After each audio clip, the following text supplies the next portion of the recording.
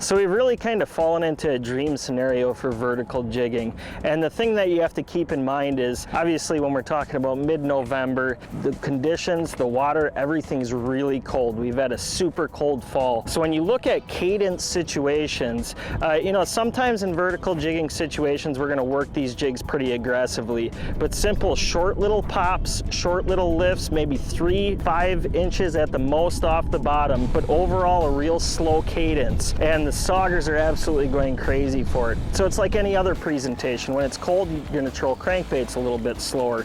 But honestly, what we have here is a great situation in being that the current speeds are very simple to actually jig like this, 0.6 to 0.9 miles an hour. So it's real simple to stay straight vertical. So a slower cadence, stay as vertical as possible, and work your jigs just a little bit slower as it's colder to get these Saugers to actually crush these jigs.